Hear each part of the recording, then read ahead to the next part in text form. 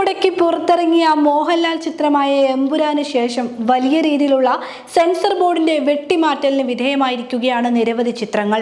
സംഘപരിവാർ താൽപര്യത്തിന് വിരുദ്ധമായി പുറത്തിറങ്ങുന്ന ചിത്രങ്ങൾക്കാണ് കേന്ദ്ര സർക്കാരിന്റെ കീഴിലുള്ള സെൻസർ ബോർഡിന്റെ കടും വെട്ട്. അവിഹിതം, പ്രൈവറ്റ് ഹാൾ എന്നീ ചിത്രങ്ങളും ഇക്കൂട്ടത്തിലുണ്ട്.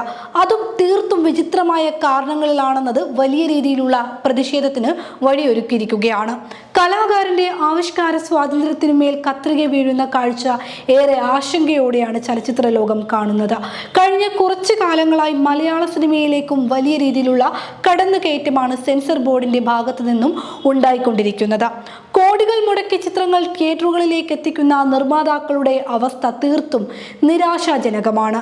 കേൾക്കുന്നവർക്ക് പോലും അത്ഭുതപ്പെടുത്തുന്ന വിചിത്ര വാദങ്ങളാണ് കത്രികയുമായി എത്തുന്ന സെൻസർ ബോർഡിൽ നിന്നും ലഭിക്കുന്നത്.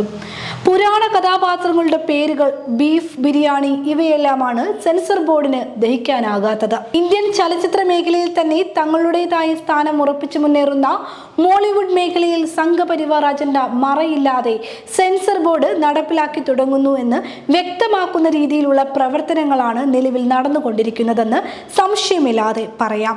മലയാളത്തിൽ പ്രധാനമായും പൃഥ്വിരാജ് മോഹൻലാൽ കൂട്ടുകെട്ടിൽ തിയേറ്ററുകളിലെത്തിയ എമ്പുരാനിലൂടെയാണ് സെൻസർ ബോർഡിന്റെ കത്രികയുടെ കടന്നുകയറ്റത്തിനുള്ള തുടക്കം. വില്ലൻ കഥാപാത്രത്തിന്റെ ബാബ ബജ്രംഗി എന്ന പേര് മാറ്റുക, ഗുജറാത്ത് കലാപത്തിന്റെ ചില രംഗങ്ങൾ ഉൾപ്പെടുത്തി എന്നൊക്കെയായിരുന്നു അന്നത്തെ സെൻസർ ബോർഡിന്റെ കണ്ടെത്തലുകൾ. ഇത് വലിയ വിമർശനങ്ങൾക്ക് വഴിയൊരുക്കിയിരുന്നു.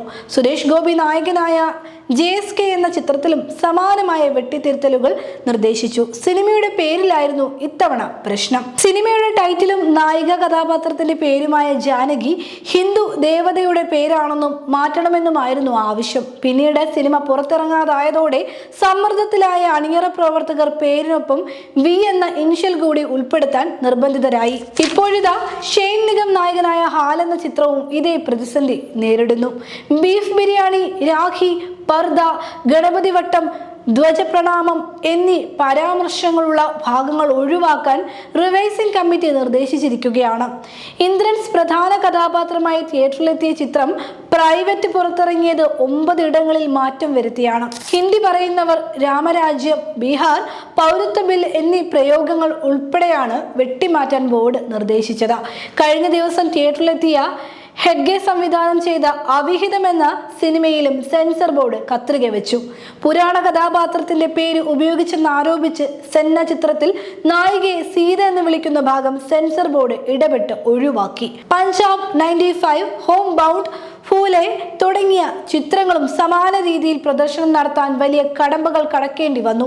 രാഷ്ട്രീയം, ജാതി ചർച്ച ചെയ്ത ധഡക് 2 എന്ന ചിത്രം 16 വെട്ടുകളോടെയാണ് തിയേറ്ററുകളിൽ എത്തിയത്. കലാമൂല്യമുള്ള ചിത്രങ്ങളെ വെട്ടിനിരത്തുമ്പോൾ മറുവശത്ത് ഓരോ സിനിമാ പ്രേക്ഷകരും കാണുന്ന മറ്റൊന്നുണ്ട്.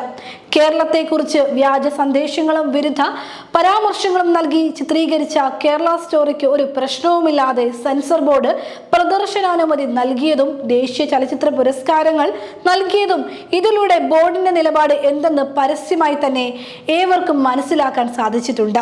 തങ്ങളുടെ നിലപാടുകൾ ഭയമില്ലാതെ തിയേറ്റർ സ്ക്രീനുകളിൽ എത്തിക്കാൻ കഴിയണമെന്ന ആവശ്യവുമായി നിരവധി പേരാണ് നിലവിൽ പ്രതിഷേധവുമായി എത്തിക്കൊണ്ടിരിക്കുന്നത്. ആവിഷ്കാര സ്വാതന്ത്ര്യത്തിനായുള്ള പോരാട്ടങ്ങൾ വരും ദിവസങ്ങളിൽ ശക്തമായി ഉയരുക തന്നെ ചെയ്യും.